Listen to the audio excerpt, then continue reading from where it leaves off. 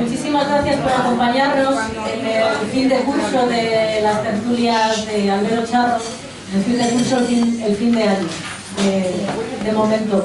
Hace 2 semanas, en el anterior coloquio, ya prometíamos un fin de año que íbamos a aprovechar esta temporada con un cartel de grandísimo nivel y creo que así va a ser.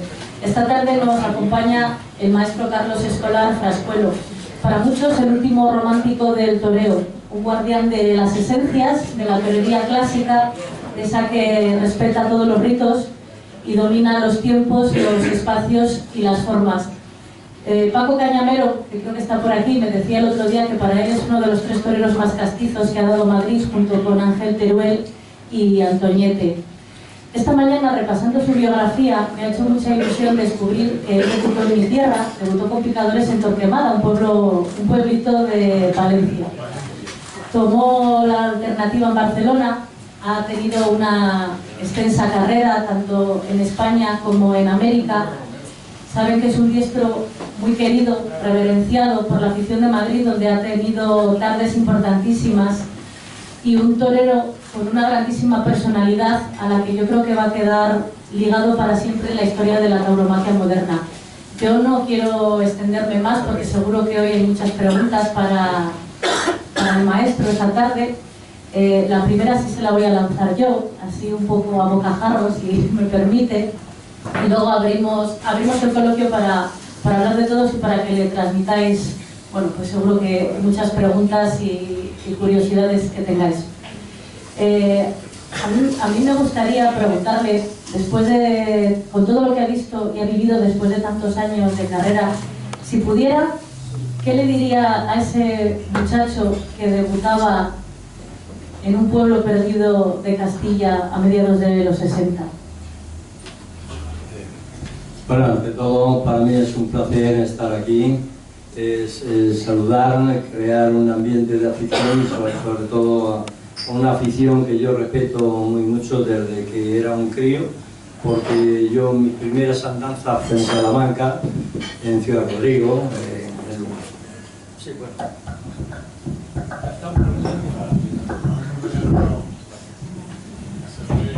Bueno, muchas gracias. Bueno, pues como decía, que yo pues me hice prácticamente aficionado en Salamanca, mis primeros contactos en los tentaderos, en las capeas. Piensen que yo vine con 14 años por primera vez y fui a la Ciudad Rodrigo, luego me quedé aquí pues un tiempo para hacer campo, tentaderos, y conocí muchísima gente, la gente extraordinaria, porque con los toreros y con los aficionados Salamanca ha sido una gente popular. No lo digo porque es que aquí en este momento en esta peña tan grandiosa que había oído en Madrid, se habla en tertulias muy bonitas y muy toreras, y la verdad es que me hace mucha ilusión estar aquí, hablar con ustedes y bueno, y sobre todo pues deciros mis experiencias cuando empezaba a ser torero, y sobre todo agradecer a toda la afición y a todo el mundo de Salamanca, que no solamente conmigo, se comportaron con los aficionados allí en el momento que vivíamos, ¿no? Y en una época muy difícil y muy complicada, y sobre todo para el que empezábamos y sin saber era mucho más complicado todavía. Pero ahí está su grandeza de conocer aficionados más antiguos que yo, que tenían esa ilusión y esa fe de querer ser toreros y apoyaban también a los que empezábamos, ¿no? Aquí he visto a 2 o 3 amigos que me ha hecho mucha ilusión verlos, y bueno, pues recordar todo eso para mí es grandioso. Y yo la verdad es que cuando empezaba a querer ser torero, lo viví también muy de cerca con mi padre, que quiso ser torero. Le pilló la guerra civil, no pudo ser, pero él tenía en la mente siempre una ilusión por querer ser torero, por ayudar a su familia y por crear un ambiente de toros, y era su vida, ¿no? Para mí era, pues eso, mi primera andadura con él como aficionado y como crío que empezaba. Y tuve la gran suerte de que mi padre era un hombre que lo vivía con esa ilusión y ese romanticismo que verdaderamente a mí me apasionaba, ¿no? Por tanto, mi ilusión siempre era poder ser torero, pero no para ser torero, un torero de ganar dinero, sino un torero por espíritu y un torero porque me salía del alma de verle a mi padre cómo disfrutaba. Yo tuve la gran suerte, mi padre era un hombre enamorado del mundo del toro, de esta profesión maravillosa y de todos los pueblos de España que yo podía ir con él como ladrillo, ¿no? Por tanto, vivíamos los dos, él en una persona adulta y yo en un crío, vivíamos los dos en torero. Porque para mí, el ir a acompañar a mi padre, acompañarle viendo con un semblante y una grandeza en los pueblos, y salía lo mismo una vaca que a un toro a torear, y yo era su primer admirador. Por tanto, yo soy de vocación, no he sido nunca un torero que haya mirado primero el dinero y luego lo otro. No, primero ser torero, ser capaz de ponerme delante un toro, disfrutar y sobre todo vivir la vida que vivía mi padre. Que éramos pobres, pues bien, pero no hay torero más pobre que la grandeza que pueda tener un hombre, ¿no? Por tanto, quiero con esto que las personas que, aunque me hayan visto torear, pero no me hayan visto a lo mejor en mi más esencia, que tengan en mente que yo soy un torero por vocación y porque lo he mamado desde muy niño, ¿no? Entonces, me he ido formando en la vida como torero y me he ido formando como persona sin estar en escuela ninguna. En la escuela de la vida es la que me ha enseñado a la vera de mi padre. Por tanto, luego las personas que yo conocí en el mundo del toro, pues lo mismo desde abajo que desde arriba, siempre me gustaba escuchar, me gustaba cómo hablaban de esa forma tan romántica y llena de esencia del mundo del toro, que me apasionaba cada vez más, ¿no? Tuve la gran suerte pues de conocer a mucha gente, a muchos toreros antiguos de una época que para mí era pues eso, la mejor escuela, la mejor universidad, escuchando a todos esos personajes como llegué a conocerlos, a don Pedro Balañá, a don Teodoro Matilla, a Mariano Rodríguez del Exquisito, en fin, a toreros de otra época, Nicanor Villarta y tantos, Manolo Escudero, el mismo Damaso Gómez, que fue mi primer contacto aquí en Salamanca siendo un chaval, y bueno, pues podría estar toda la noche hablando de todas las personas que he conocido y que me ha transmitido esa afición, esa ilusión y ese romanticismo. Tiene verdad que yo he ido aprendiendo un poco de todo, porque en las capeas, cuando iba uno, no daba tiempo a aprender a torear ni daba tiempo a fijarse mucho, sino que a ver quién era el primero que era capaz de pegar un pase a un toro de los que salían entonces, ¿no? Y todo eso me hacía ser más competitivo, aunque era muy joven y no podía competir pues, con otros toreros que para mí eran toreros antes que aficionados, porque los veía por encima de mí y era un gran admirador hasta de un aficionado que sabía más que yo, y de eso trataba de aprender siempre, ¿no? Por tanto, para no extenderme mucho, quiero que ustedes tengan la completa seguridad de que hoy mi estancia aquí es de una ilusión tremenda, porque sé, y como he dicho antes, que se hacen tertulias muy bonitas y además muy toreras. Por tanto, yo quizás habría otras personas que podrían hablar más de toros con otro sentido y de otras formas, pero yo leo lo que les digo en mi experiencia y en el modo que yo he vivido, siempre queriendo ser torero.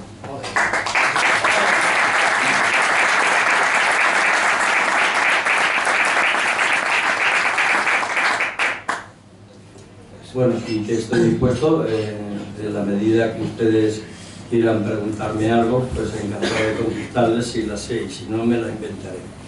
Pero no cabe duda que bueno, soy una persona sencilla, honrada, que no trato de equivocar lo que yo hago, no sé mentir delante del toro, sea de una ganadería o de otra, sé que soy capaz de no hacer el ridículo con un toro por muy difícil que haya sido, en corridas complicadas en Madrid, en Francia, en América, donde he podido estar y competir con muchos toreros que han estado en un escalafón más alto que yo. Pero en la medida de mi afición y a mis años y en 42 años de alternativa, nunca se deja de aprender. Pienso que con la edad siempre te quedan cosas que hacer, y en el toro más. Pienso que en el toro, que es una profesión de una liturgia, de un romanticismo y de unas vivencias, que no haya vivido esto desde muy temprana edad, pienso que no sabría expresar lo que verdaderamente tiene este mundo del toro. Y este mundo del toro, ya no solamente de los toreros, empezando desde un mayoral, de un vaquero en el campo, de un simple aficionado, que te enseña muchas cosas, y esa es la grandeza de esta fiesta y de esta profesión. Creo que los ganaderos en Salamanca han sido extraordinariamente personas fieles a ellos y fieles a los toreros, que por muy pobres que sean o desde cuando empezaban, si han tenido fe en ayudar a un torero, lo han hecho. Y yo pienso que eso es la experiencia más bonita para un chaval que empieza a querer con esa ilusión de ser torero. Creo que es la experiencia más bonita, que es la única escuela, la única universidad que te puede enseñar más en la vida. Y pienso que, bueno, pues que ustedes son los que ahora mismo pues me pueden preguntar lo que quieran y como quieran, y bueno, que estoy a su plena disposición de cualquier aficionado que quiera preguntarme algo, ¿no? Maestro, la primera se la voy a hacer yo. ¿A qué se debe su nombre Frascuelo? Pues mira, mi nombre es bonito porque llena de ilusión, de romanticismo, y lo mismo que en una época, cuando vine a Ciudad Rodrigo, había un torero de Madrid que vivía donde yo luego me crié, en Mesón de Paredes, en Tirso de Molina, donde yo empezaba con mi padre a, bueno, pues, ir a los sitios a donde había toro o capear, y había un torero que era de allí, de Mesón de Paredes, que había un bar, una taberna que era la taberna del Sanse, de la calle Mesón de Paredes, que estaba impregnada de fotos, y le llamaban el chico de la blusa. Y tanta era mi admiración por ese torero que me compré en el rastro una chaquetilla negra, como la que llevaba el niño, pues eso, el niño de la blusa, ¿no? En el cual pues era un hombre que marcó una época en Madrid como uno de los toreros que había ido de sobresaliente a una corrida de toros en Aranjuez, y luego al otro año fue ya de figura del torero.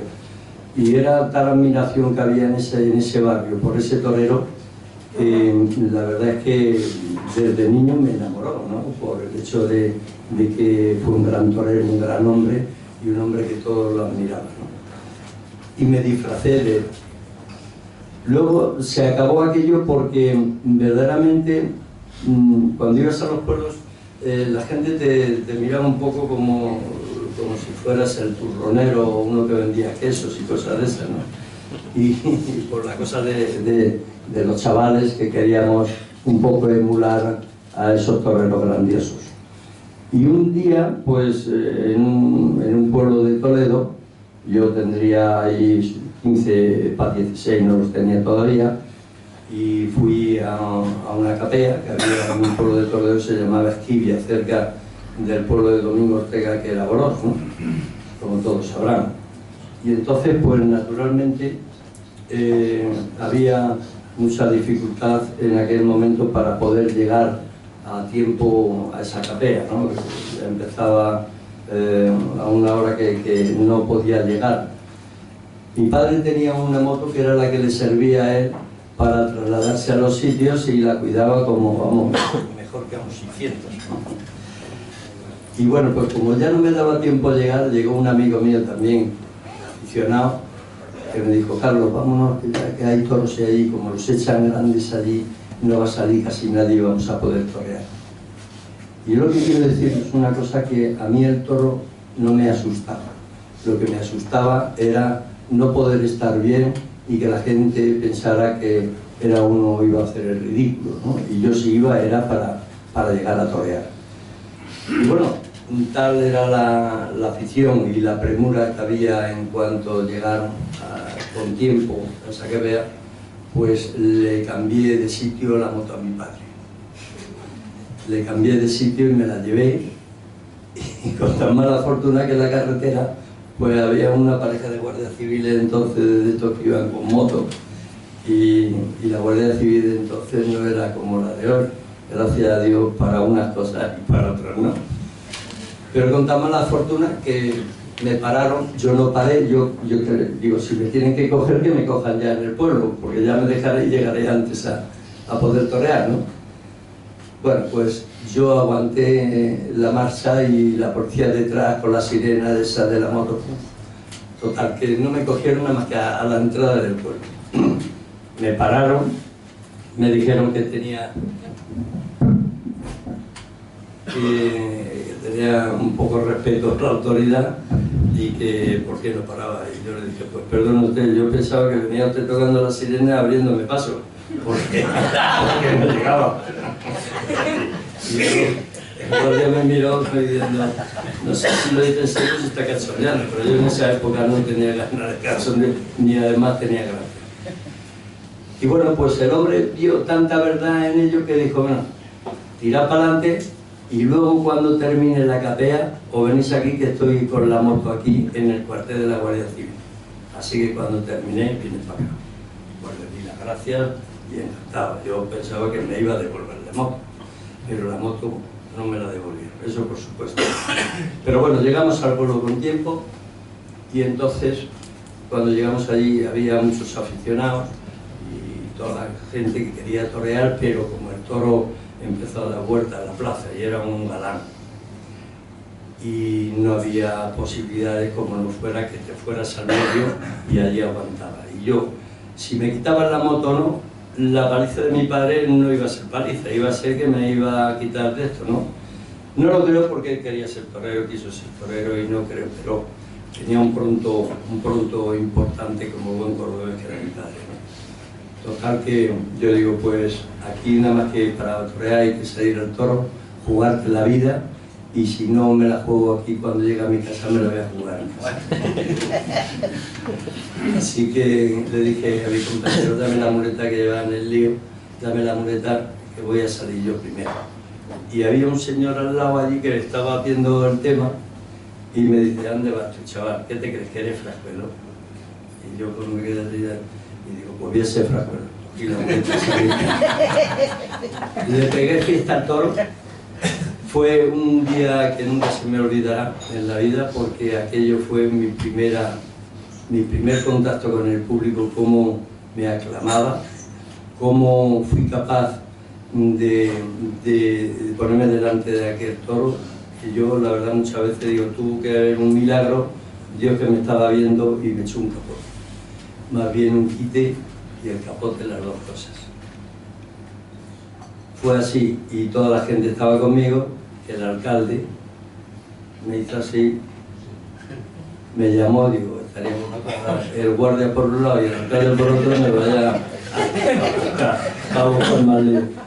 El resultado que me dijo, mata al toro. Y yo es verdad, mi compañero y yo siempre llevábamos una espada de matar, que se la gané en otra capea, pero era mía. Total, que le pedí la espada, pedí permiso, y le pegué 2 o 3 muletazos al toro y le entré a matar. Le pegué una espadazo al toro rodado, me llevaron a hombros los mismos aficionados, me subieron al ayuntamiento y el alcalde fue tan generoso que me dio 1000 pesetas. ¿Y la moto? La moto no. Pero el nombre de Frascuelo ya fue para los restos y las 1000 pesetas para mi casa.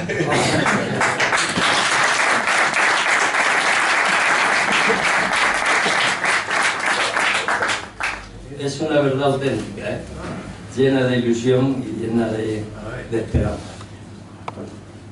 Bueno, una vez que ha abierto el fuego Marce, llevamos el micro... Sabiendo que venía esta noche, he leído varias cosas sobre web, de internet y tal, y hay una pequeña confusión. Hemos hablado de Torquemada, de Valencia, que es donde debutó con Picadores, pero es que en otra web pone que era en Torrequemada, Cáceres.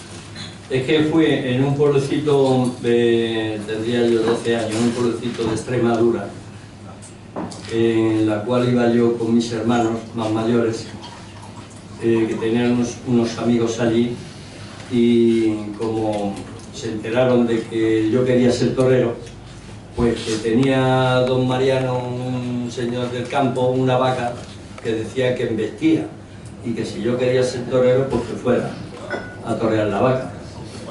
O sea, fue mi sorpresa que cuando vi la vaca, no era como era la vaca. Era un pedazo de vaca con 2 petacos y tenía pues un machito.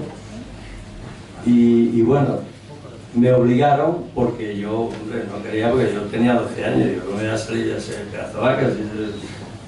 Vamos, y ellos no estaban por el quite, porque ellos, cuando la vaca salió corriendo, después de pegarla un muletazo nada más que la pegué a la vaca, decían, ya tenemos toreros para el pueblo para el año que viene. La vaca se escapó y ya no la volví a ver. A mí me la ha jugado San Google por encomendarme a quien lo debía. Yo, que venía con toda la ilusión de pensar que había debutado por mi tierra, pues ya no voy sin ella. Sí, no. ¿Tú eres de Valencia? De Palencia. Ah, Palencia. Bueno, yo lo mismo en Palencia, pues como decirte, la casa de Marco de Celi, lo cual le admiré mucho, que era un gran torero. Y bueno, pues los aficionados andaban por toda España, parecíamos feriantes. En Valencia, Zamora, Valladolid, Salamanca, todos los pueblos de España nos recorríamos, allí había a donde había toros. Por tanto, no he querido decir nada por no ser inciso en algo. No, pero de los errores hay que sacar a la gente. Bueno, pero es un error menor, no tiene importancia. Y además no era quizás algo como para llamar la atención, que oye, eso no es así. Ahora, si me hubiese quitado una oreja, no se me ocurriría. La moto no me la dieron porque el guardia cuando llegué tenía un cabreo impresionante, pero yo iba eufórico. Y yo le dije, si me mete usted en la cárcel y me quita la moto, a mí no me pasa nada porque hoy yo ya he marcado en lo que quiero ser torero. Y entonces, bueno, sí, se quedaron con la moto, luego me llamaron para si quería recuperarlo y pagarla 5.000 pesetas. 5.000 pesetas era mucho dinero en aquella época y yo digo, padre, te voy a comprar un coche en cuanto torero, no te preocupes por la moto. Y mi padre con esa idea se quedó.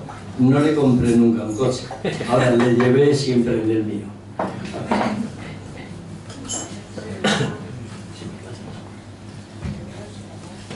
Pasamos el solicitud. Dígame. Yo quiero que cuente usted las vivencias que tuvo cuando tomó la alternativa con Curro Romero. Bueno, Curro Romero, a lo más natural, nos la dio ese día a 2 toreros, cosa insólita en Barcelona porque nunca se dio una alternativa a 2 toreros juntos. En esa época me parece que fue la de Litri y Aparicio el mismo día. Y a Paco Alcalde y a Fracuelo se la dio Curro Romero pues un día 14 de abril, la plaza de Barcelona con la plaza llena, acabado el papel y sin cortar 2 orejas que corté, la primera oreja de la tarde, me llevaron a hombros hasta las Ramblas. Y a partir de ahí, pues naturalmente me hizo don Pedro Balañá una exclusiva de 25 corridas mixtas.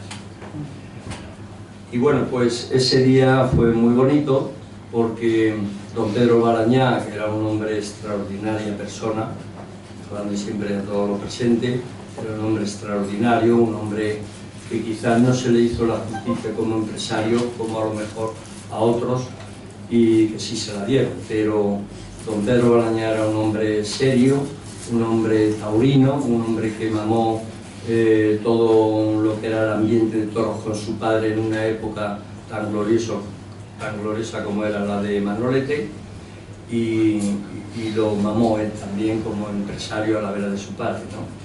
conmigo se portó extraordinariamente bien, fue un padre para mí, fue un hombre que después de la corrida venía y te daba la enhorabuena, te decía las cosas que había visto bien, lo que había...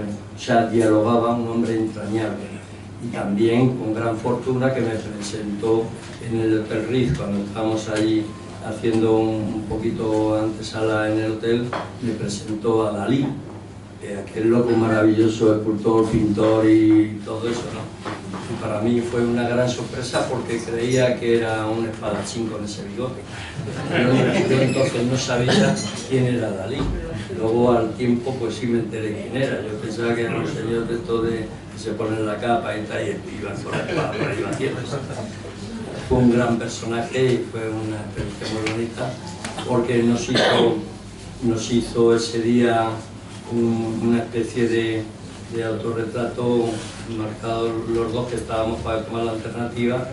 A Paco Alcalde y a mí nos hizo en una servilleta un apunte de su magia, ¿no? Y lo guardé poco porque digo, este hombre debe estar loco porque pinta muy mal.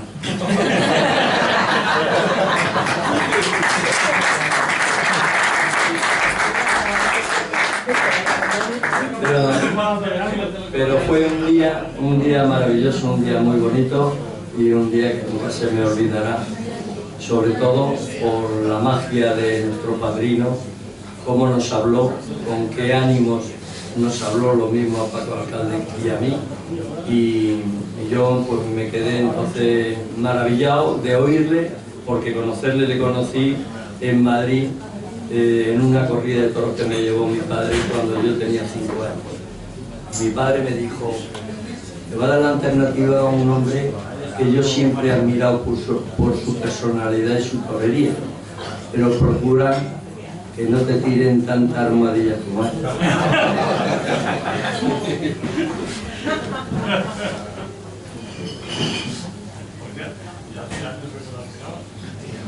¿Más preguntas? Maestro, si le dieran a elegir 2 corridas, ¿en qué plazas y con qué ganaderías se quedaría? Pues buena pregunta, porque aparte de estar aquí hoy, que me hace mucha ilusión, como he dicho, por una ganadería concreta y por un toro en concreto, en Madrid me abrió las puertas. Y me abrió las puertas no solamente la empresa, sino en el corazón de todos los aficionados que ese día fueron a ver. Con una ganadería que luego yo la pedí en la Feria San Isidro, y era de la ganadería Arturo Cobales. Y otra ganadería que me hubiese quedado pues con la ganadería también de aquí, de Juan Mari Pérez Tabernero, que fue la alternativa en Barcelona. Luego, naturalmente, ha habido pues, muchos toros que he toreado muy bien, de mi gusto y del gusto de la afición de Madrid. Pues muchos toros sueltos, y quizás algunos toros sobreros que había, pues casi envejecían más que la corrida que estaba anunciada, ¿no? Pero a la pregunta que me haces, me hubiese quedado con un toro de Arturo Cobaleda y otro de Juan Mari Pérez Tabernero. Si la tuviera que elegir, elegiría la Plaza de Toros de Madrid y Barcelona. Pero esperemos que se arregle el asunto este de señor de está perdido, que no venga, que se quede allí y que las corridas de toros se puedan volver a dar.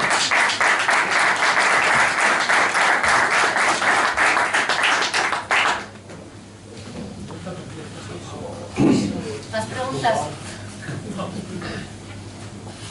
Maestro Frascuelo, tengo que darte las gracias porque, aparte de que eres un maestro del toreo, lo has demostrado muchas veces, has intentado siempre hacer el toreo puro. Unas veces los toros te han dejado, otras veces no se ha dado tan bien, pero bueno, has estado ahí en una lidia fuerte, en una lidia que está muy reconocido en Madrid como lo que eres, como un gran lidiador, eres un clásico que, bueno, queriendo hacer el toreo puro, como he dicho antes, unas veces has podido y otras veces pues no se han dado las cosas tan bien, pero has demostrado siempre que muchas ganas de agradar, eres un torero muy poderoso y tengo que darte las gracias por lo bien que has hablado de mí, sin tener estudio. En ese documental mío hablaste como un catedrático, así como te lo digo. Muchas gracias. Hablaste muy bien.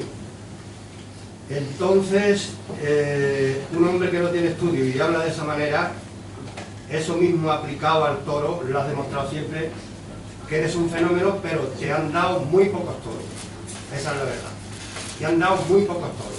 Y cuando se sale con mucha responsabilidad y en frío a una plaza, no se puede demostrar todo lo que uno lleva dentro. Los nervios, el público, el toro, todos son problemas que recaen sobre ti mismo. Y bueno, y luego, claro, también te pido perdón por que yo me dirigí a Manolo Chopera y le pedí la alternativa en Madrid, y tú fuiste mi padrino. Sí, sí. Y entonces te pido perdón porque, claro, a mí me gustaría que me lo hubiese dado una figura del toreo, pero claro, que el primer toro me mande para adentro y tú te quedes con esos galafates tan terribles que eran. La corrida era, pues eso, para quitarle la cabeza al más pintado de esto. ¿Te acuerdas de quién era la corrida? Sí, no me voy a acordar. Era de uno que lo tenía que haber mandado todo al matadero. Eso existía en los tiempos de Luis Miguel González Lucas Dominguín y Manolo Escudero y Aparicio, Ordóñez, bueno, aquellos toreros de antes mataban esos toros y claro, las ganaderías tienen alto y bajo. Entonces, en esos momentos, esos toros estaban pues para llevarlos al matadero. Y saliste pues con una... con la ilusión muy justa, porque sabía lo que había. Te enfrentaste a ello, os dejé 2 toros vivos. Vamos, dejé 2 toros ahí para... tú como director de lidia mataste uno, que claro, los toros eran muy peligrosos. Eran toros que se revolvían en un ladrillo. Y ahí estuviste como un coloso del toreo. Estuviste como Domingo Ortega, pero en el estilo tuyo. Él en el suyo. Él es un torero diferente a ti, tú eres diferente a él, pero estuviste muy poderoso. Mataste la corrida con mucha dignidad y yo te doy las gracias. Y aparte de eso, bueno, te pido perdón por eso, porque me gustaría que fuera así una figura que me diera la alternativa y que se quedara con esos 2 toros. Y claro, te quedaste tú con ellos y claro, pues echaste la bandera como pudiste, con mucho pundonor, con mucha casta, con mucha raza. Oye, y claro, a mí, ya te digo, que yo no quería que fueras el hombre ideal para quedarte con la corrida. Yo pensaba que yo iba a poder bien porque Manolo Chopera a mí me dijo, dice, ¿tú sabes lo que estás diciendo? Digo, sí, hombre. Dice, vamos a ver, ¿cuántas corridas tienes tú de toros en tu haber y cómo? Digo, bueno, yo he toreado muy poco, pero he matado 1000 toros en las cabezas. Y me dice, bueno, si es así, dice, bueno, vas bien acompañado. Dice, si te dejas algún toro vivo o que eso, Frascuelo es un coloso del toreo y lo va a ganar. O sea, va a resolver la parte mental. Dice, así que tú verás. Y digo, bueno, vale. La mat. Y luego vino el otro, el Carreño, sí. Simón Carreño, y 4 o 5 días antes dice, ¿tú has visto la corrida? Y le digo, no la he visto. Dice, asómate ahí a los corrales y la ves. Dice, estos son lentejas, quien quiere las come y el que no las deja. Y a Carmona le dijo lo mismo. Y entonces yo dije, bueno, pues yo voy para adelante con la corrida. Y Carmona dice, yo también. Entonces, claro, tú, pues ahí estuviste hecho un coloso. Estuviste muy bien. Y claro, lamento mucho, siento, que esos toros quedaran para ti. Eso es claro, yo iba con mucha ilusión.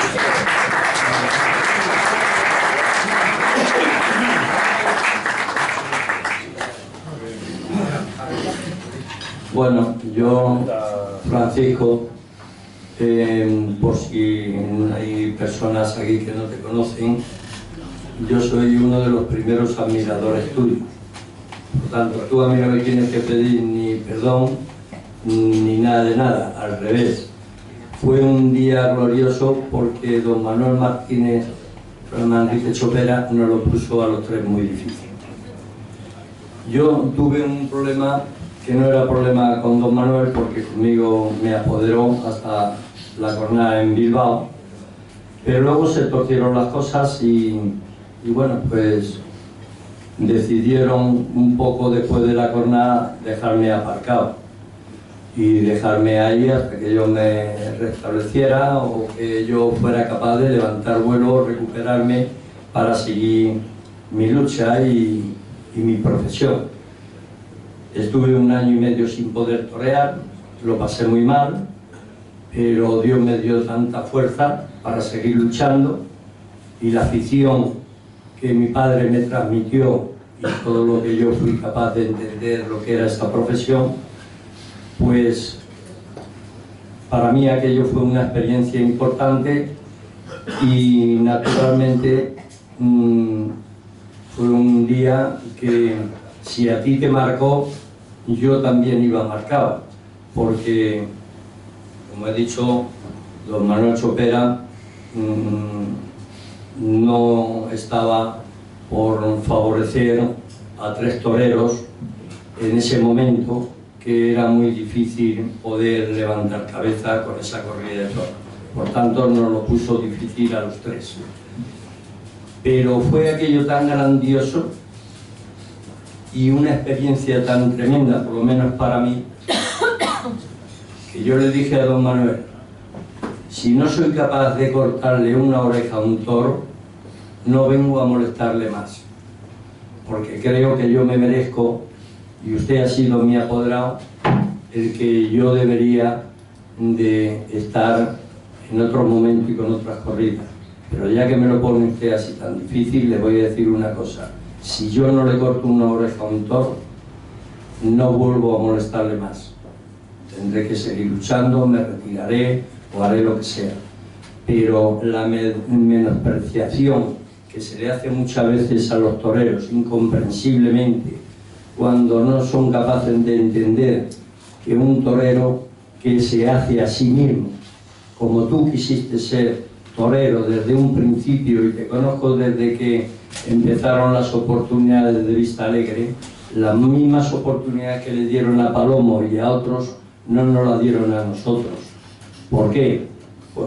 Se podría decir muchas cosas: las recomendaciones, formas, y luego que no éramos pues unos críos que íbamos, como he dicho, recomendados por otra gente, sino íbamos a sangre y fuego, como cuando íbamos a los pueblos, a las capeas, a jugarnos la vida llena de ilusión y llena de fe por querer ser torero, nada más. Entonces, pues éramos, como yo le dije un día a Vitorino, hablando de ti, Lobo, que eras un rebelde y un fugitivo y no sé cuántas cosas más. Y cogí y le dije: oye, mira, tú de este hombre no conoces nada. Tú te has encontrado una familia hecha, una ganadería hecha. Yo te conozco a ti desde que eras un chaval, y tú sí que eras un golfo, porque tu padre te quería meter en esto, hasta que luego quisiste ser torero y lo que te gustaba era irte por ahí de cachondeo y de golfo. Pero este no, este era un hombre que quería ser torero, y como veía las cosas tan difíciles, optó por otra clase de lucha. Este hombre es un rebelde, pero con causa. Y así se lo digo.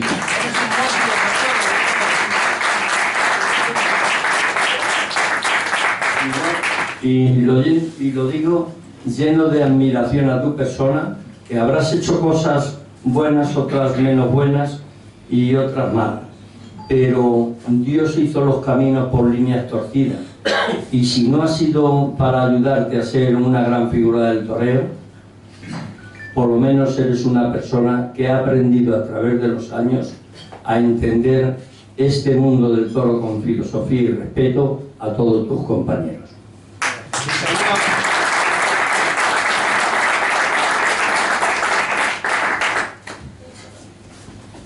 Y otra cosa, yo no soy torero de dinero, no soy un torero rico, pero soy un rico torero y todavía no he hecho la última faena.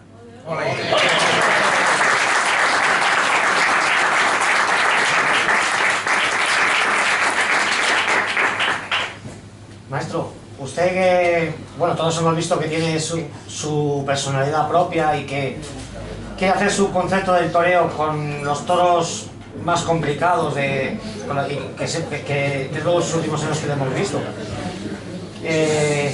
Para usted, o sea, nunca se le ha pasado por la cabeza el aliviarse, el decir voy a ir a las ferias, porque siempre hemos visto con toros imposibles intentar hacer el toreo de pureza, de verdad, y a veces, pues claro, es complicadísimo con esas ganaderías. Ya lo he dicho, soy un torero que soy torero por vocación, no soy un torero que sepa mentir, soy un torero que expreso con mis gestos, con mi cara, el hecho de que yo no pueda dar satisfacción y poder sacar el toreo que yo llevo dentro para expresarlo y que el aficionado lo pueda comprender.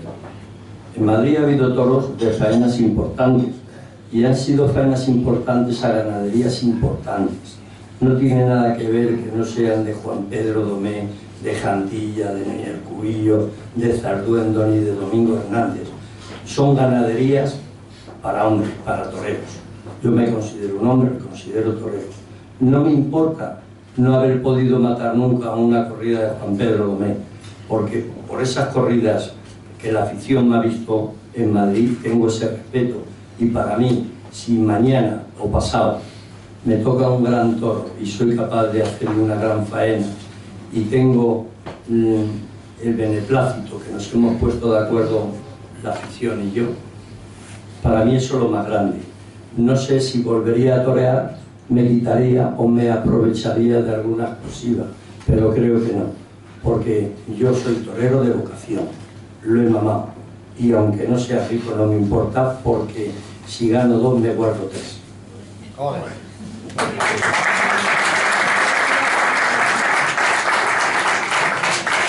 Quiero decir que soy ahorrativo, pero con grandeza. ¿Qué tal fue su experiencia con el pana, que para descanse? Ese mano a mano, esa... Bueno, la verdad es que tuve la gran suerte de conocerle en una corrida de toros en Perú y luego torear un festival en Ecuador. Me parecía un hombre extravagante, un hombre con personalidad, un hombre distinto, un hombre que yo conocí, como otros muchos, en las capeas. Él me parecía a mí un hombre de esa experiencia, de aquel mundo que yo viví cuando quería ser torero, de las capeas. Un hombre que no se puede decir que era pintoresco, era un hombre con una personalidad y una sabiduría extraordinaria.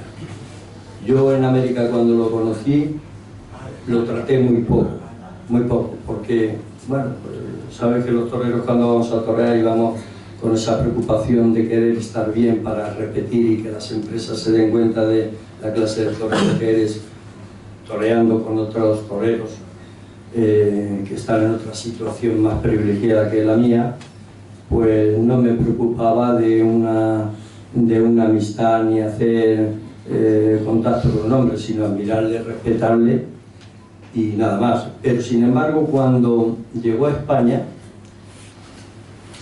él mismo dijo que dónde entrenaba yo, que se interesaba por dónde entrenaba y dónde andaba.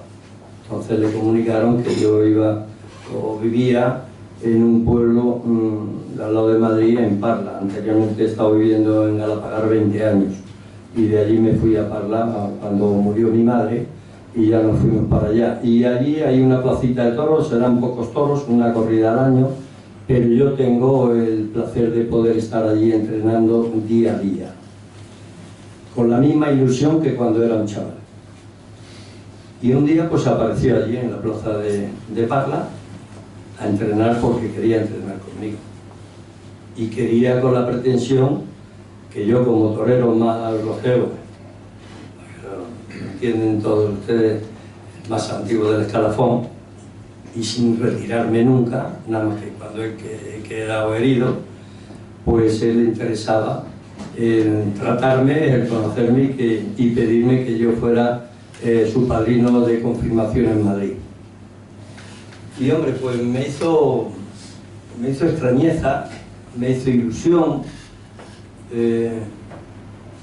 me hizo un vuelco el corazón, como decir, voy a tener otra responsabilidad más, porque yo, aparte de mi respeto hacia él y mi admiración como un torero inteligente, un torero que tenía pocas facultades, era capaz de desenvolverse con torería y con unas formas diferentes a las mías, pero no exento de capacidad torera. Y luego con una mundología extraordinaria. Sabía inglés, sabía francés, sabía portugués y encima español. Por tanto, era un hombre que estaba preparado para haber sido hasta alcalde de su pueblo. Y bueno, pues hicimos una amistad diaria de entrenar. Él me embestía a mí, yo le embestía a él. Él me hacía un quite, yo le hacía otro. Él me enseñaba nuevas suertes de cómo era y yo no lo entendía, porque yo he mamado el toreo clásico, soy clásico y me moriré pobre, pero clásico. Pero naturalmente, cuando conoces a una persona con esas condiciones y esas formas de concebir otro toreo, yo decía, este hombre tiene que ser extraordinario para hacer esas cosas a los toros, con una gran inteligencia y una gran sabiduría.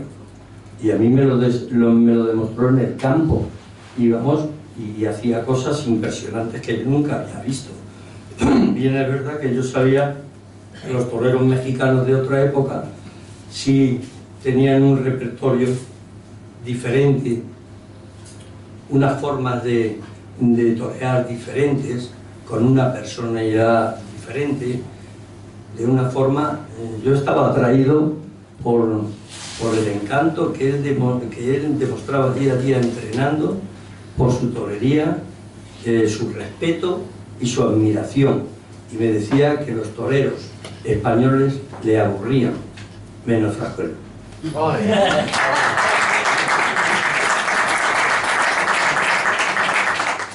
Hicimos una gran amistad y fue una gran pérdida, porque era un hombre extraordinario, era como, desde luego, como si hubiese asimilado todo lo de Lorenzo Garza, todo lo de Silverio Pérez, todo lo de Armillita, todos esos grandes toreros que él admiraba, ¿no? Y me hablaba de eso, que él no quería parecerse a los españoles toreando, él quería parecerse a las grandes figuras de su tierra. Y yo le decía, en broma, pero él me lo admitía y se reía. Porque los toreros de entonces eran grandes por su personalidad y por su transmisión con el público, con el gran público.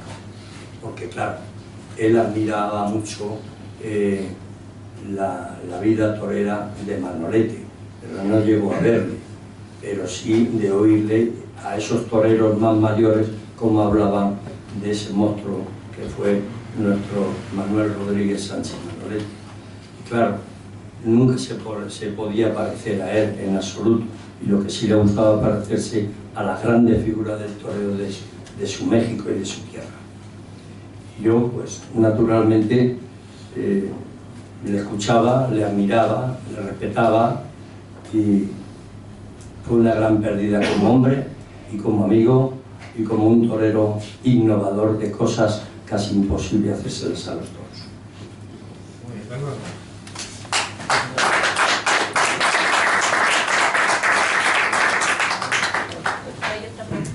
Sí, maestro, desde que usted empezó en el mundo del toro hasta el día de hoy, ¿qué es lo que ve que haya cambiado para positivo y para negativo en la fiesta?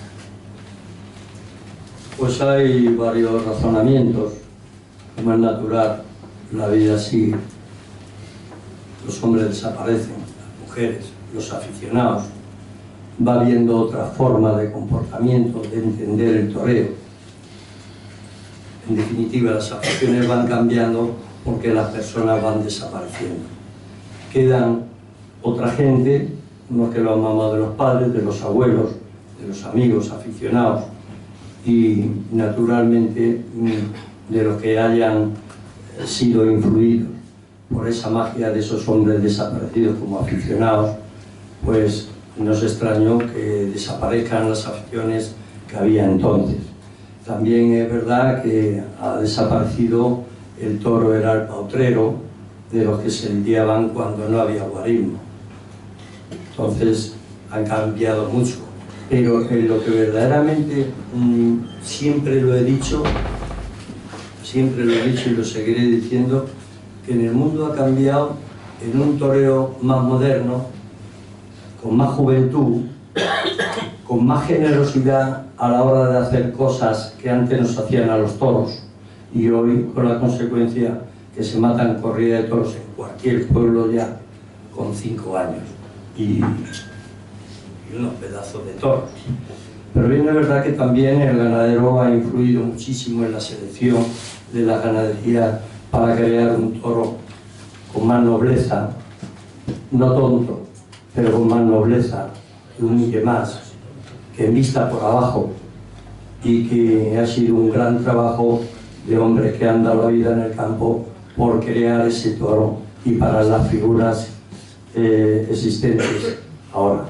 Creo que antes había más personalidad en el toreo, ningún torero se parecía uno a otro. Hoy han hecho las escuelas un trabajo también muy importante, es crear a casi todos los toreros igual. Yo no soy partidario de eso. Yo decía a cualquier chaval de las escuelas que tiene que ser con su propia personalidad. Bien es verdad de aprender a torear de salón, porque luego los defectos los irás corrigiendo delante del toro o delante de la vaca según vayas toreando y vayas adquiriendo pues ese conocimiento, pero que tiene que ser a través de tu propia personalidad, no con la que te diga pues un señor que te está enseñando a torear, bien sea un matador, sea un banderillero o sea un mozo de espada, no lo sé, pero yo naturalmente lo he aprendido. Aprendí a querer ser torero con el valor suficiente para conocer al toro en las capeas. Luego aprendí a torear viendo a otros toreros en los tentaderos y luego los defectos fui corrigiéndolos delante del toro. Por eso me han castigado tanto, pero no han podido conmigo porque tengo 42 años de alternativa y sigo con la misma afición. Por tanto, todavía me queda, como he dicho, algo que hacer importante. Bien, maestro, bien. ¿Alguna pregunta más? Sí, abundando casi un poquito en esto y centrándonos concretamente en la evolución del toro. En estos 42 años de alternativa, ¿cómo ha evolucionado el toro? El toreo ya lo he dicho, el toreo y el toro. Sobre todo la embestida y la movilidad. Claro, antes, también lo he dicho ya, cuando se llevan las corridas de toros sin guarismo, lo mismo podía ser un heral, pautrero, o un utrero o un heral. Bien, es verdad que viendo vídeos de antiguamente, la época cuando verdaderamente salía el toro sin guarismo, pero con 7 y 8 años, en la época de Joselito el Gallo y Belmonte, y luego otros toreros antes, por supuesto. Pero esa era la época en la que yo puedo decir, y lo digo porque lo he visto en películas, Super 8, en vídeos, ya más preparadas para verlas, no ese mundo ligero del cine, sino ese toro serio, ese toro que pegaba 2 arrancadas y se quedaba debajo y no rompía para adelante.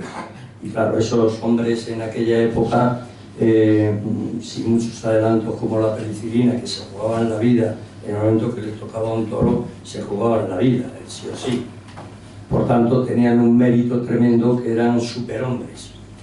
La evolución en el toreo ha sido cuando verdaderamente surgió a partir de Juan Belmonte, Manolete, Pepe Luis y otros toreros de esa época que fueron templando al toro.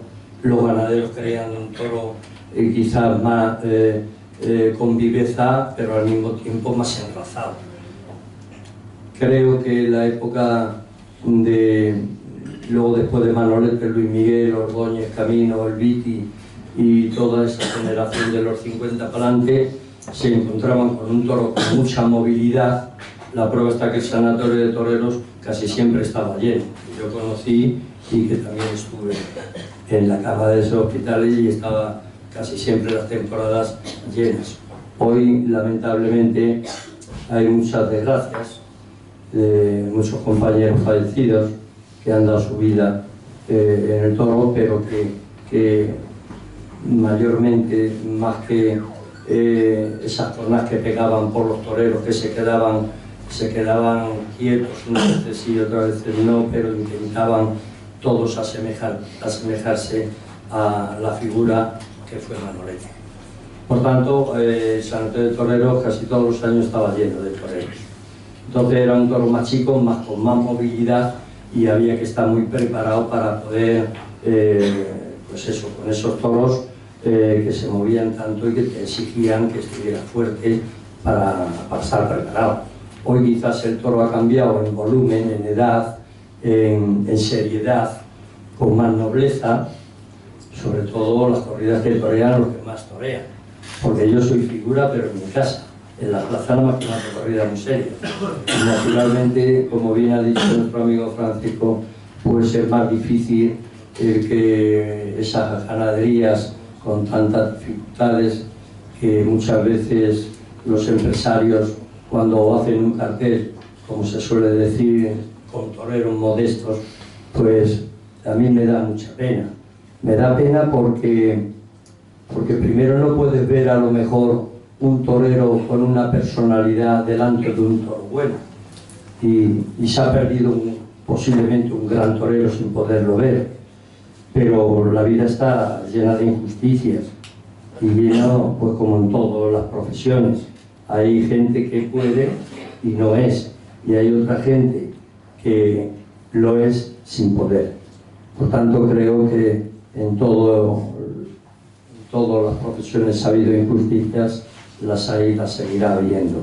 Pero si hay un alma y un hombre con corazón de torero, la profesión del torero seguirá, aunque muchos se empeñen en acabar con ella.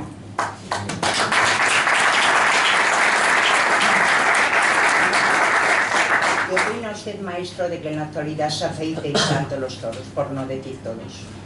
Yo creo que no se afeitan, yo creo que le sacan punta. Bien es verdad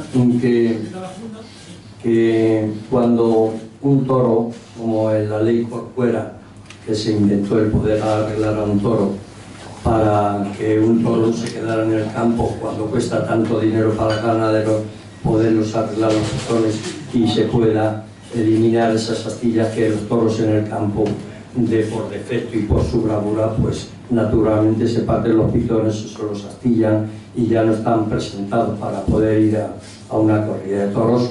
Y hoy con esa forma de actuar, y que me perdonen si hay aquí alguna persona veterinaria, que hoy parece que son los dueños de las corridas de toros, los veterinarios. Toda la vida se ha afeitado o se ha arreglado a toros que no estaban presentados para el gran público y para una gran feria. Y es verdad que también se ha manipulado para unos y para otros, pero no siempre con ese afán de querer arreglar los toros para que no tengan peligro. Los toros que están arreglados casi tienen mucho más peligro que un toro sin arreglar. La prueba está que todos los accidentes y muertes que ha habido de muchos compañeros y de figuras del toreo que con tanta generosidad jugarse la vida con un toro en un pueblo, estando ricos, creo que de mayor voluntad y de mayor fuerza para admirar a ese hombre que se juega la vida. Y muchas veces sin haber asistencia como es debido para cualquier accidente, ¿verdad? Por tanto, yo creo que no es tan grave que se pueda arreglar a un toro para que un ganadero no se quede con él en el campo o tenga que lidiarlo por ahí en un festival, sino que se pueda arreglar un toro que al mismo tiempo, si ese toro arreglado y sacándole puntas para que naturalmente tenga su presencia, muchas veces corre más peligro que un toro en puntas como le pare la vaca. No sé si habré contestado a su pregunta, pero que porque se arregle un toro no crea usted que no tiene peligro, porque se suele decir muchas veces, el toro te hace daño hasta con el rabo. Por tanto, creo que un toro de esa forma... Yo, cuando me han cogido los toros, nunca he preguntado si estaba afeitado o no, yo creo que no, pero como decían los médicos, menos mal, ha sido grande pero limpia. Y yo creo que esa limpieza ha sido porque el toro estaba como la vaca le parió. Y lo he visto y lo he comprobado, y sobre todo en América, que tienen más oportunidad a veces de ver la ganadería, conocer a los ganaderos, sus pretensiones, y he visto que cuando ha habido una cornada de un compañero o en mí mismo, las cornadas, el toro, como he dicho, como la parió la vaca, casi te suelta antes. Y de verdad que te puede llegar y tocar antes que un toro si no está arreglado. Pero en caso de cogerte, te hace mucho más daño y más destrozos que un toro sin afeitar. ¿Con qué torero y con qué ganadería de la actualidad se quedaría usted? Ya lo he dicho antes, ganadería, pues un toro de Arturo Covaleda, que me ha dado tanto éxito en Madrid, un toro del cura Valverde, que salí por la puerta de Madrid con él, otros toros de Celestino Cuadri, toros que quieren los buenos aficionados. Como decía un matador de toros peruano, decía que a él le gustaba torear lo que le gustaba al aficionado, el toro grande, en punta, negro y sin afeitar. ¿Torero? Y torero, pues hombre, yo... Digo en la actualidad. Sí, de la actualidad, me gustaría pues que fuera un cartel, como le dije a mi padrino, un año que toreamos en Guadalajara, que me gustaba poder competir y estar en un cartel con dos toreros de esta época, uno vive, el otro ha fallecido, pero que me sentía grande a su lado. Y uno fue Curro Romero, que fue mi padrino, y otro fue Antoñete. De ahora, pues lo he compartido con casi todos los toreros, sea en festivales o sea en tentaderos. Bien, es verdad que yo no encajo en una corrida de Juan Pedro Meco, Morante y José Tomás. Pero desde luego si me encajaran lo iban a pasar mal porque sacaría el torero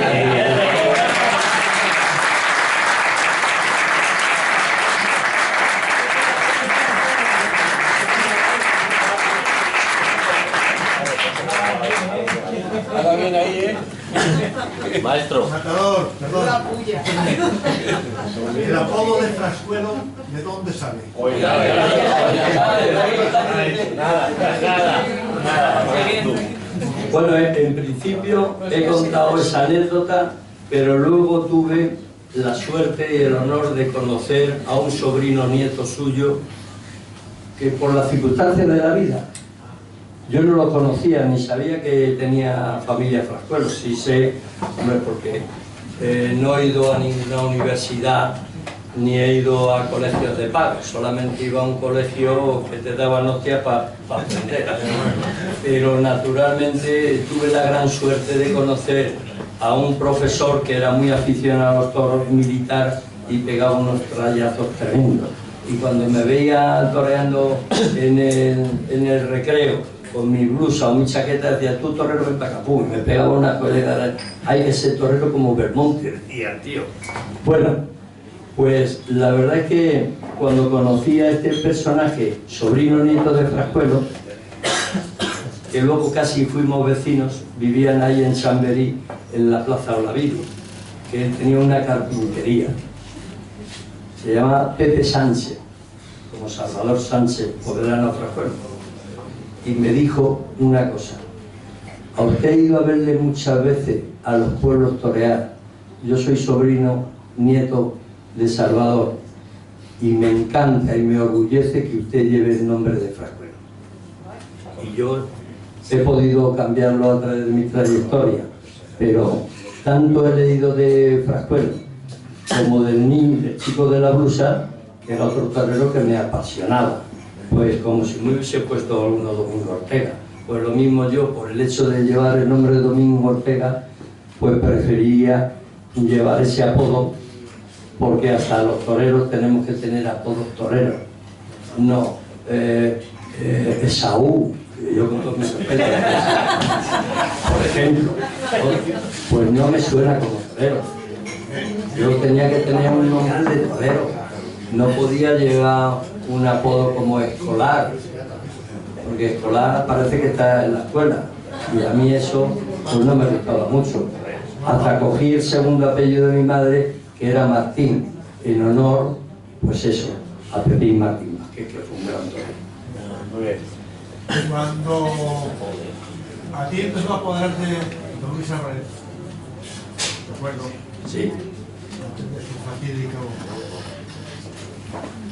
fallecimiento, ya tú toreabas el nombre de Frascuelo, ¿me acuerdo? Sí, sí. Antes de todo eso, yo se te conocía como Chiqui. Sí, señor. Me llamaban Chiqui porque era muy fino, era delgadito y era Chiqui, Chiqui. No ese que cantaba en...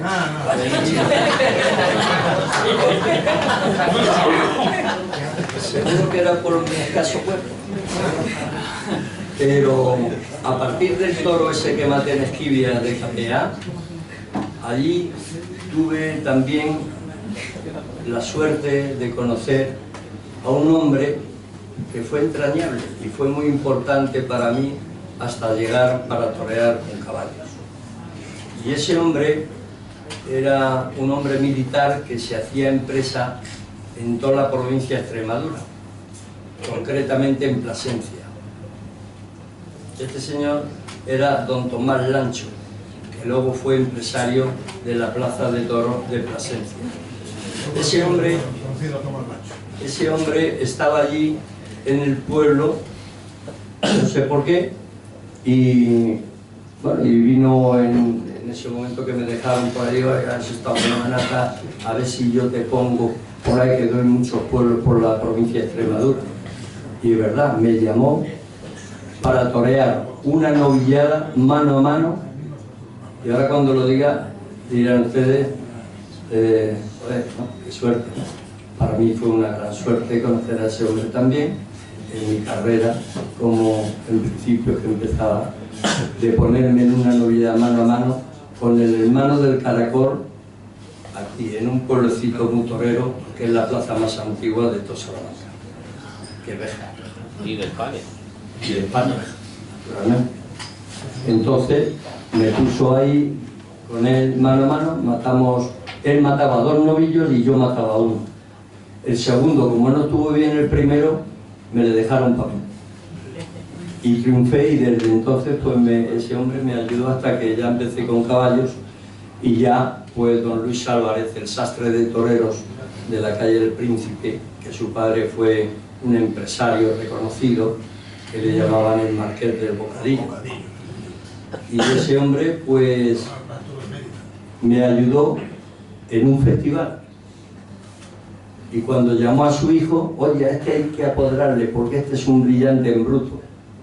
No sé por qué me vería cara bruto, pero lo dijo de esa forma, y a partir de ahí me apoderó don Luis Álvarez, que era el sastre de torero, una gran persona, un hombre extraordinario, un hombre taurino 100%, y un hombre que fue una gran pérdida para mí, y de una forma también me marcó en los momentos tan importantes como era yo de novillero, que estábamos entonces pues en el escalafón de los de arriba.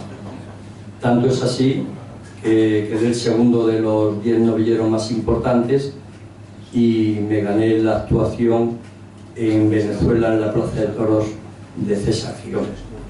el año que murió, en el año 71. Y de ahí pues me empezó a apoderar don Luis Álvarez y hasta que fue fatal el que murió en un accidente de coche, y yo pues a partir de ahí ya pues casi no quería torear, porque aquel hombre tanto marcó en mi vida que quise hasta retirarme, ¿no? Y no volver a torear más. Pero fue don Pedro Bolaña el que vino a buscarme a Madrid, en el Hotel Wellington, me citó, y me dijo que la obra que había hecho ese hombre no podía dejarla así, que tenía que seguir y tenía que continuar para terminar la obra que don Luis había empezado conmigo. Y yo sigo intentando hacer la obra.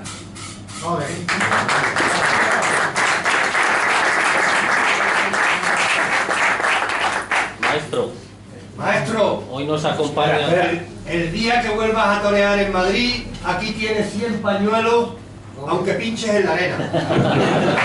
Muchas gracias.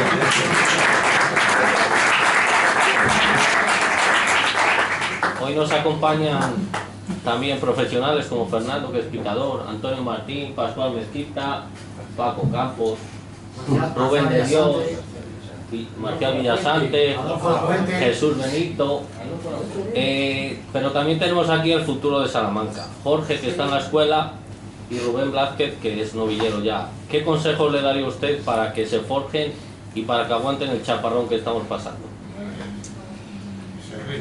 Hombre, consejo no soy yo quien para darlo, aunque tenga la experiencia, pero nunca me ha dado por dar consejos a nadie.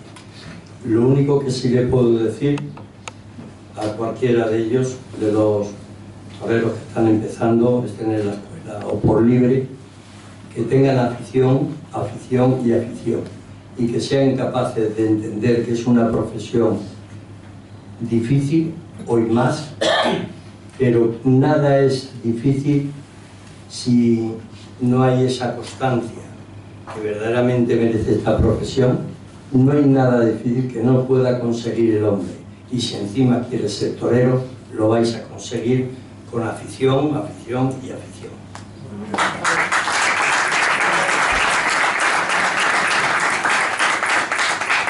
Bueno, y a los demás que están aquí, compañeros y amigos de todos los profesionales, pues al que he saludado y a los que no he podido saludar, para mí un abrazo. Y si la verdad yo pudiera hacer algo de decir un homenaje algún día para toda la familia torera, desde luego lo haría, porque aunque no soy un hombre rico, que ya lo he dicho, pero soy un hombre que, como lo he mamado esto tan profundo, cualquier profesional para mí es digno de admiración, porque naturalmente la vida que nos ha tocado vivir en la época nuestra ha sido muy difícil, muy complicada y de mucha lucha y de mucha ilusión y mucho romanticismo, porque creo que ha sido la profesión y es la profesión, y si Dios quiere la gente joven la mantiene con su ilusión y su grandeza de querer ser torero, seguirá existiendo muchísimos años. Por tanto, mi admiración para todos.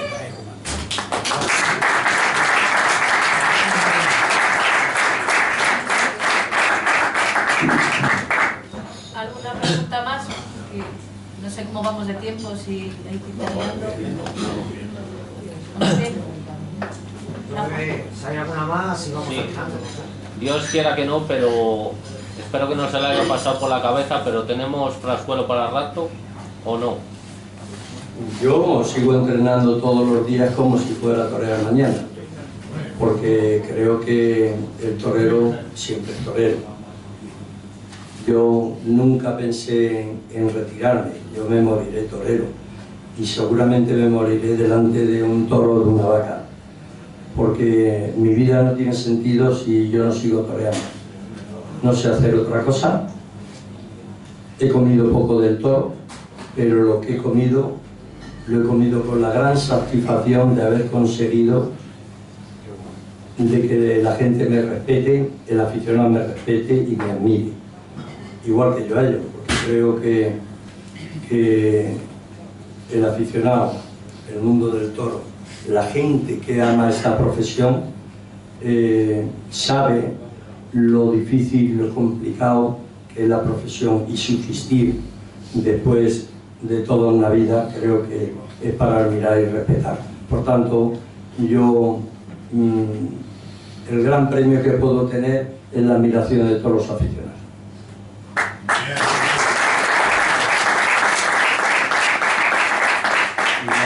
Y naturalmente del profesional, que cuando coincidimos, sea en el campo, en un festival o en una corrida de toros, y la gente que me dice, no por adulación pienso, sino porque soy un ejemplo para el que quiere ser torero. Yo el único ejemplo que tengo es conmigo mismo, de mantenerme para poder hacer algo que todavía tengo que hacer.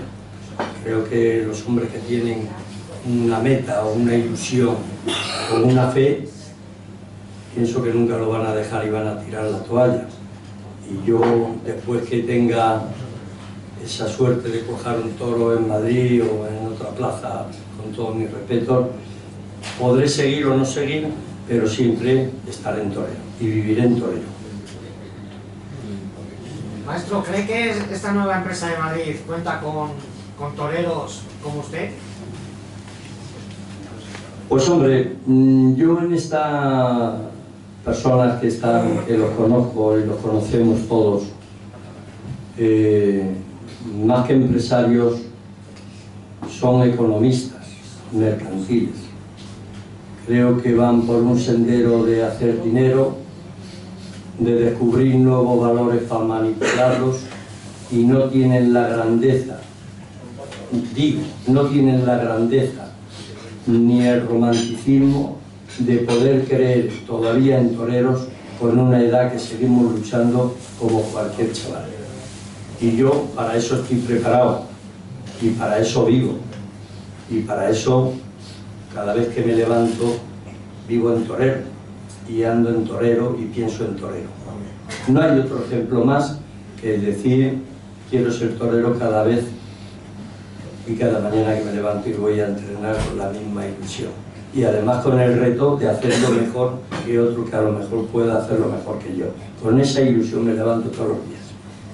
Esa pregunta se la he hecho, pues porque todos sabemos que Juan Mora en las redes sociales, por ejemplo, puso un vídeo hablando del empresario de Madrid porque sabía que no lo iba a poner. Por eso le preguntaba a usted si... Bueno, yo el primer contacto que tuve con él, con Simón Casas, fue cuando su presentación en una taberna, coloquio que ustedes conocerán, que es Casapata. Y allí estaba el hombre para hacer su presentación ante los aficionados. Yo había toreado una corrida en el mes de abril y él estuvo presente en Arles, en la feria de Arles. Y estuvo presente él allí y vino a darme la enhorabuena de cómo había estado. Y se lo hice recordar ese día, antes de salir a hablar con los aficionados y la gente que le preguntaba, como empresario de Madrid. Digo, le dije, Simón, quiero que cuentes conmigo como torero de Madrid. Y también merecerme si me vuelves a poner, pero lo tengo que merecer, pero para eso me tienes que poner. Creo que no vaya a estar en el olvido de tu modo de hacer las cosas en Madrid. Soy de Madrid, soy torero de Madrid, porque los aficionados de Madrid así lo tienen, ¿no? Y no vengo a pedirte más, nada, que me pongas cuando lo veas oportuno y cuando creo que me merezco el que me pongas con una corrida que pueda ser toreable. Pero cuenta conmigo, porque si no iré a molestarte. Y me dijo, por eso te estoy escuchando, te estoy atendiendo.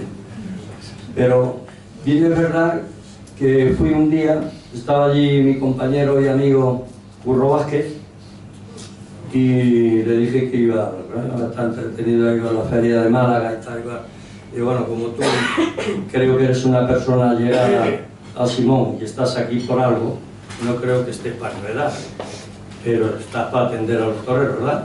Tú me conoces a mí, sabes quién soy yo y las veces que hemos toreado juntos, sabes la clase de persona que soy yo. Yo no vengo aquí a pedir ni a pedigüeñar ni a quemar el último cartucho. Vengo a que me ponga y que cuente conmigo para la corrida que vea oportuno. Todavía lo estoy esperando. Lo de Juan Mora no me extraña que haya pasado eso, porque este señor pienso yo que habla más que hace. Entonces eso es malo para el aficionado, para los profesionales, y porque creo que es desilusionante no contar con los toreros del Busto de Madrid. Eso es lo que pensamos muchos aficionados, maestro. Pero vamos, todavía no es tarde, porque si se queda este año que viene, si Dios quiere, pues iré a molestarle con, no solamente por internet, porque yo de eso no entiendo ni quiero. Yo a mí me gusta en vivo y en directo darle la cara y que me lo diga a mí mirándome a los ojos que no me va a poner, porque entonces me cagarán en su padre.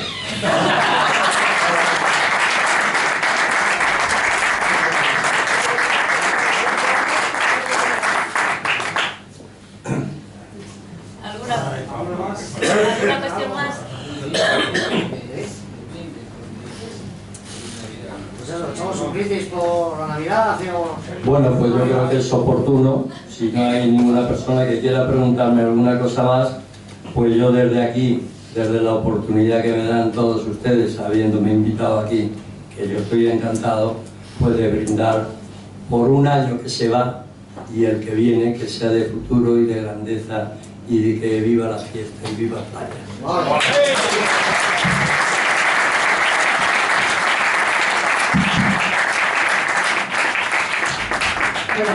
al principio de su intervención yo le pedí que nos dijera aquello que él podría decirle a ese muchacho que iba a debutar, aunque no fuera en mi tierra, con todo mi pesar. Pero como si lo fuera. Bueno, muchas gracias, maestro. Yo creo que lo que le ha dicho es toda una lección de tauromaquia y de vida. Solo nos queda darle las gracias al maestro Frascuelo por abrirnos las puertas de su memoria, que son también parte de las puertas, que son también las puertas de la historia de la tauromaquia de los últimos años. Muchas gracias a todos ustedes por estar aquí. A él lo emplazo para cuando quiera, porque yo creo que aquí ya tiene su casa, y a todos los demás creo que hasta el año que viene, así que pasemos muy buenas fiestas, o por lo menos lo mejor posible, y muchísimas gracias porque yo creo que ha sido un cierre, un broche, me perdonen el tópico, un broche de oro para las tertulias de este año. Muchísimas gracias, maestro.